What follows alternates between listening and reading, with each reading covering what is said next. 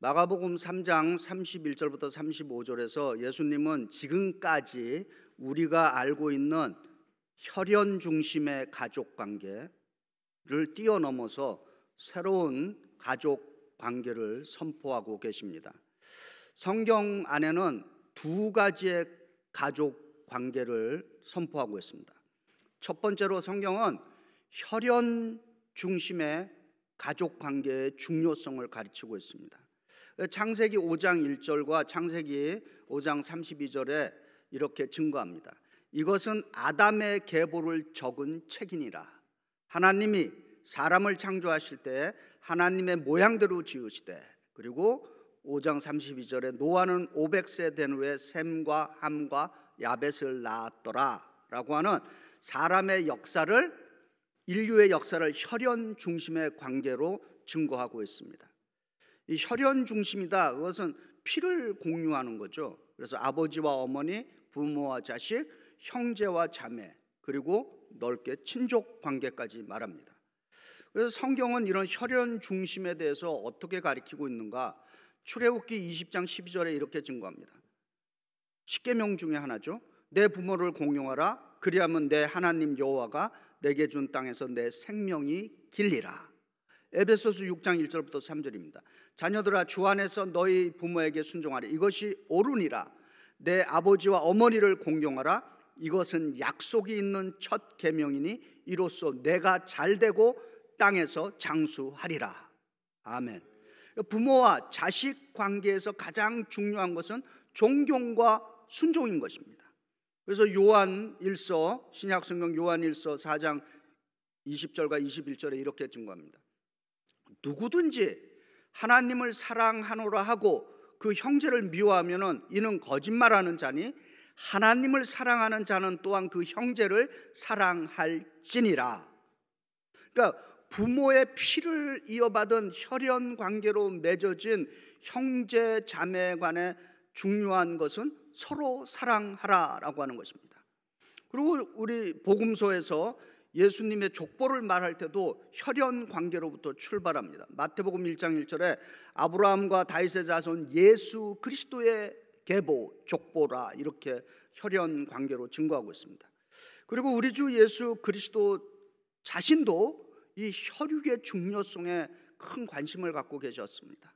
그래서 마지막으로 예수님께서 십자가상에서 자신의 어머니를 자신의 사랑하는 제자, 우리가 알기로 요한이죠, 요한에게 부탁하셨습니다.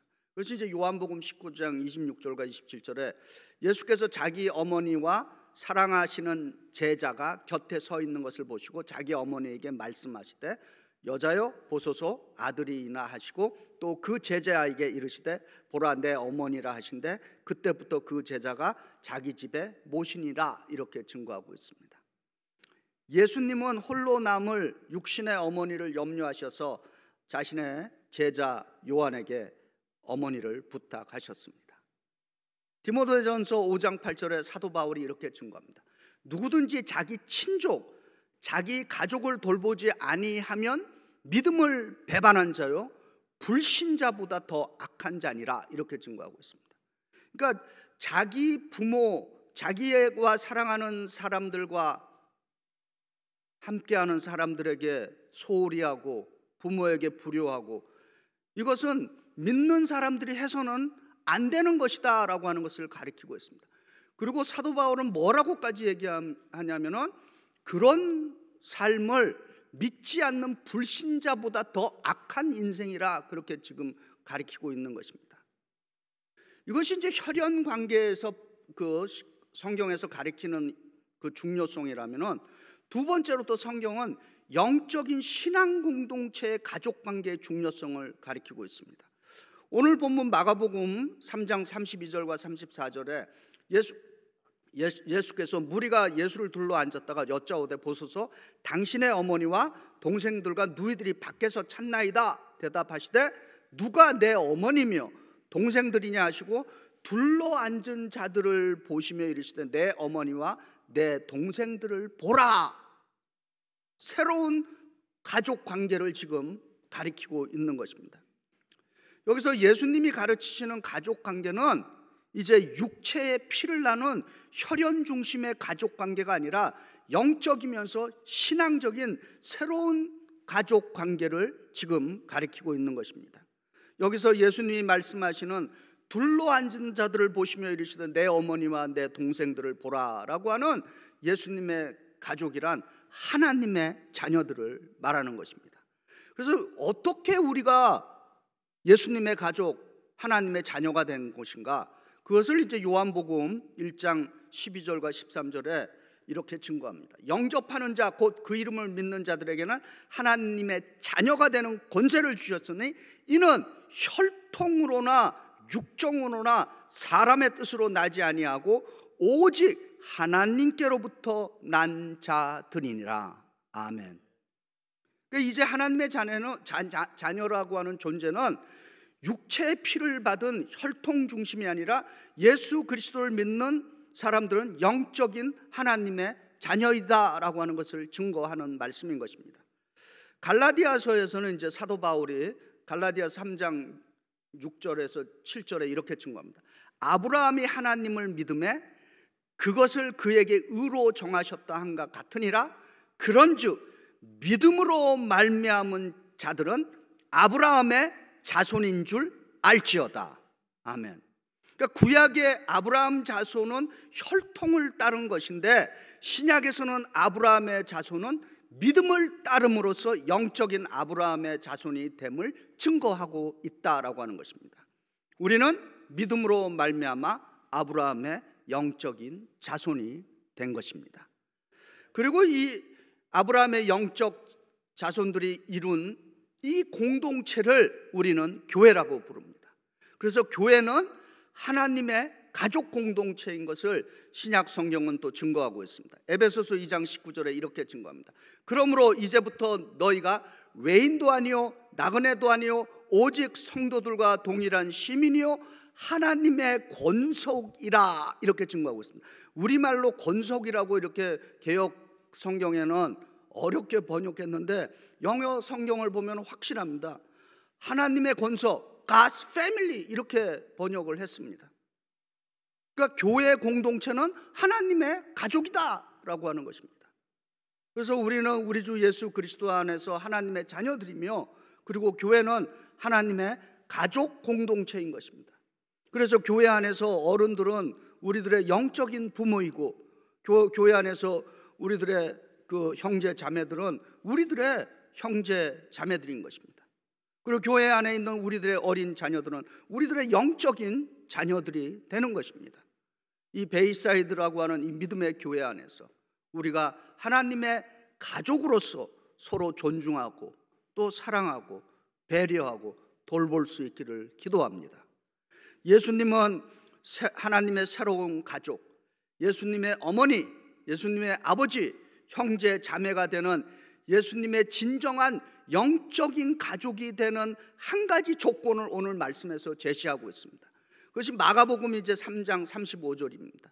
누구든지 하나님의 뜻대로 행하는 자가 내 형제요 자매요 어머니라 선포하고 있습니다.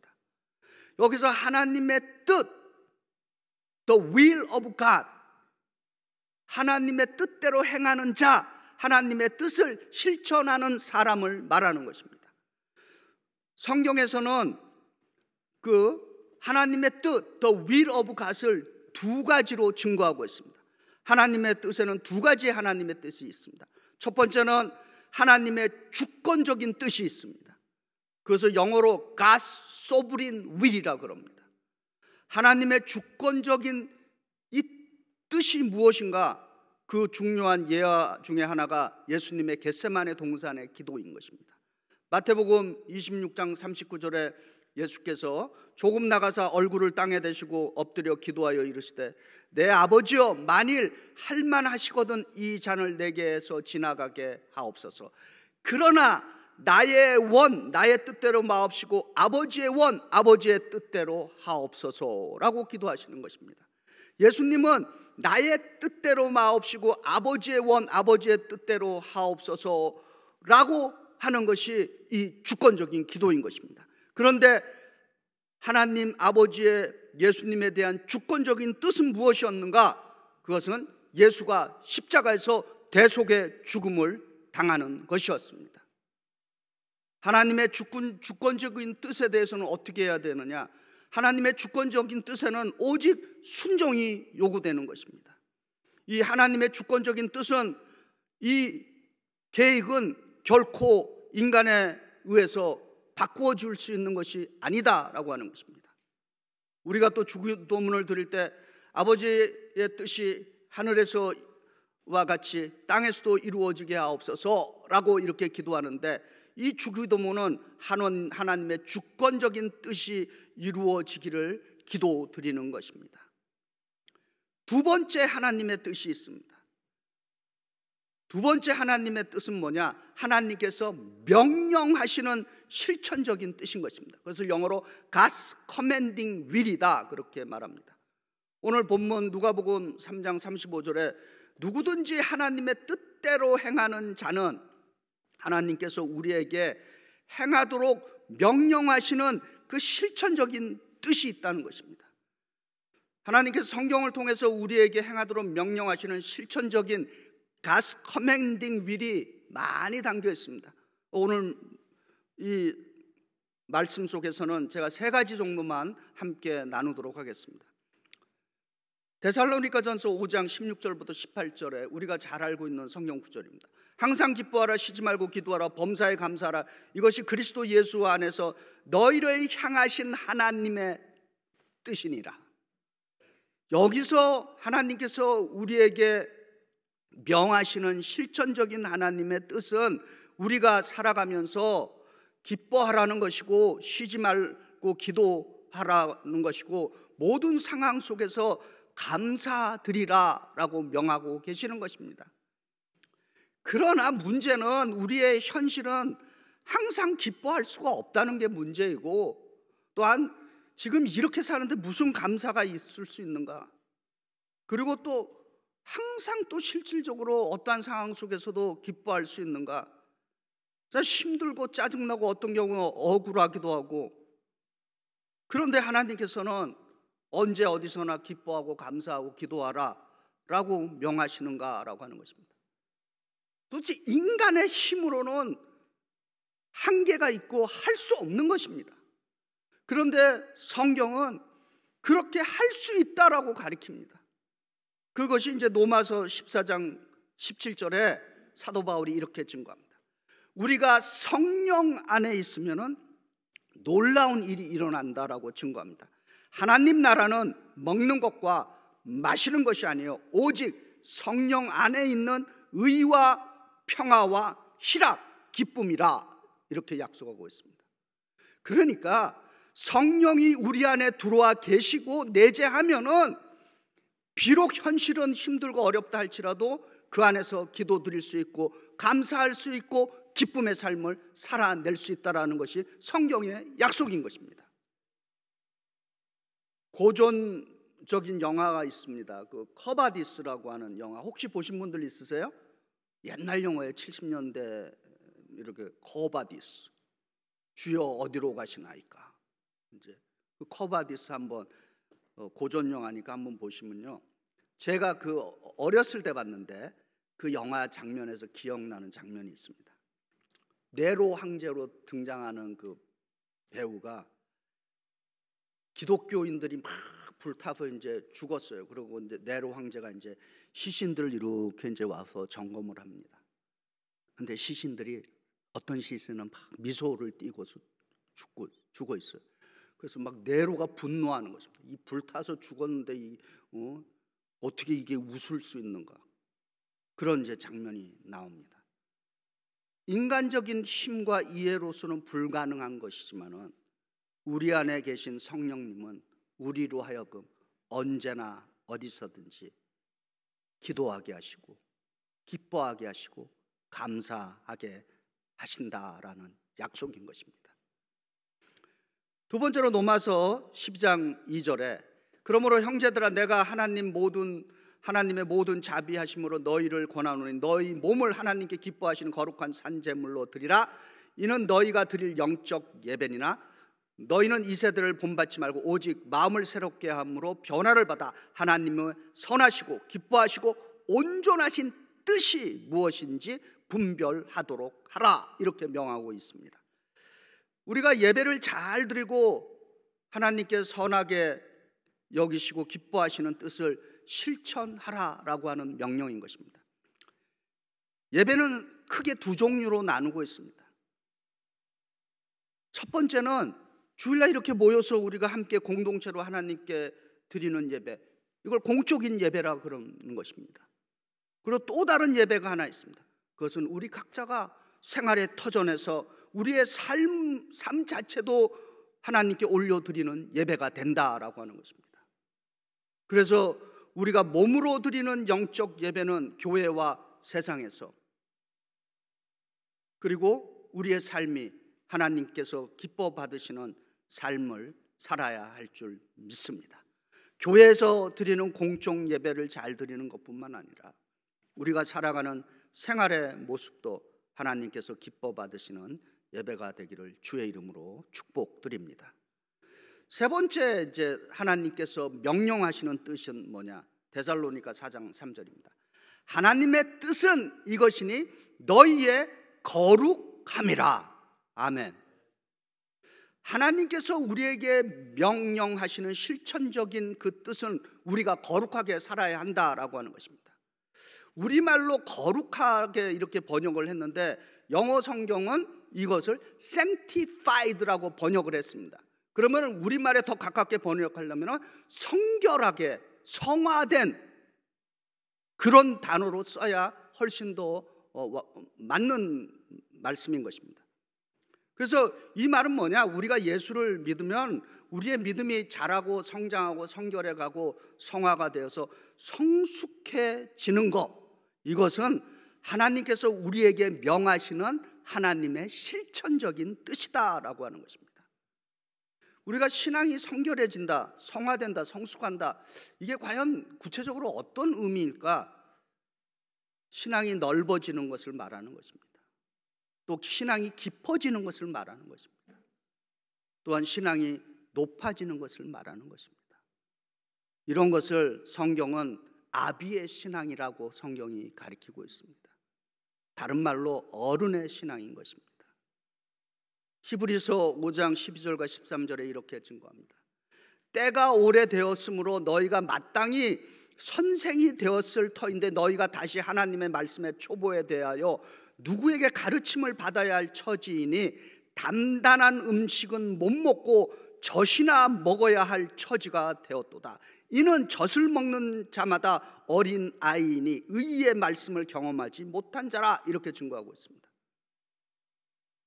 유아신앙이라는 거죠. 좀 더 직접적으로 얘기하면 젖병신앙인이라고 하는 것입니다. 젖병신앙인은 자기중심적인 것이고 자기만 보이는 것입니다. 그렇잖아요. 어른과 아이의 차이가 무엇입니까? 저는 그렇게 자주 말합니다. 어른과 아이의 차이.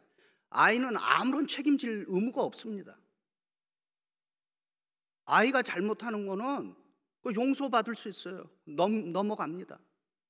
그러나 어른은 책임을 지는 것이 어른인 것입니다. 성숙한 어른의 신앙은 예수님의 마음을 알고 타인을 이해하고 좀 더 용납할 수 있는 그러한 믿음이라고 믿습니다. 그래서 우리가 젖병신앙에서 단단한 음식을 먹을 수 있는 어른의 신앙으로 성숙해지기를 기도하고 노력해야 될 줄 믿습니다. 왜냐하면 신앙의 성숙은 하나님께서 우리에게 명령하시는 실천적인 명령 뜻이기 때문인 것입니다. 이제 오늘 말씀을 요약합니다. 우리는 혈육을 소중히 여겨야 합니다. 혈육을 소중히 여기는 것은 하나님의 명령이시며 동시에 사람이라면 당연히 행해야 하는 것입니다. 그리고 예수님은 또 다른 가족을, 교회를 통해서 영적인 가족을 우리에게 주셨습니다. 교회는 하나님의 영적인 가족입니다. 이 가족을 또한 소중히 여기고 존중해 주시기를 바랍니다. 우리 혈육의 관계는 사실 길어야 100년인 것입니다. 부모와 자식 간의 관계도 그렇고 한번 따져보시기 바랍니다. 길어야 100년입니다. 그러나 영적인 가족은 100년이 아니라 이터너티, 영원까지 이어지는 관계인 것입니다. 예수님의 영적인 가족은 누가 되느냐? 하나님의 뜻을 실천하는 사람들인 것입니다. 하나님의 뜻은 하나님의 주권적인 뜻과 하나님이 우리에게 이렇게 살라고 명하시는 실천적인 뜻이 있습니다.